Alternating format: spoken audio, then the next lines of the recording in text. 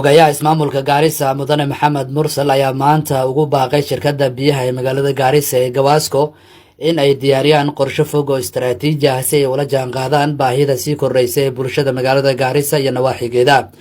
Xogayaha oo ka hadlay xaflad abaalmarin ah oo lagu maamuusay shaqaalaha ugu waxqabadka wanaagsan shirkadda Gawasco ayaa si weyn u amaanay isbeddelka shirkadda ay samaysay 3 sano ee ugu dambeysay, wuxuuna carabaabay in markii maamulka nadiif uu la wareegay xafiiska sanadka 2022 shirkadda Gawasco ay ahayd shirkad aad u liidata oo la daaladhacaysay deebo fara badan, muran maxkamadeed iyo niyad-jab soo food saaray shaqaalaha shirkadda Gawasco. Maanta shirkadda Gawasco waxay tusaale u tahay dib u soo kabasho. Dakhligeeda oo ahaa 3 milyan sanadkii 2022 wuxuu gaaray 42 milyan bishii Juun ee sanadka 2025.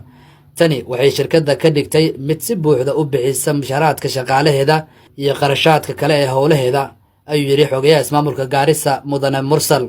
Si kastaba xogayo wuxuu sheegay in hadda laga sugayo shirkadda Gawasco inay gaarsiiso adeeg biyo nadiif ah qoys waliba oo ku nool magaalada Garissa iyo hareeraheeda. Dhaga kale agaasimaha shirkadda Gawasco Mudane Maxamed Dolaal ayaa sheegay in shirkaddu ay marayso heerkeeda ugu sarreysay ee awoodeeda shaqo tan iyo markii la aasaasay.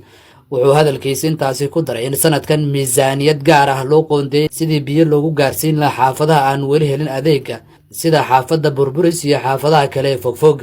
Munaasabadan waxaa goobjoog ka ahaa afhayeenka aqalka baarlamaanka hoose ahna xildhibaanka laga soo doortay wardka Dadaab Mudane Maxamed Abo iyo agaasimaha adeegga dadweynaha Mudane Mahad Abubakar.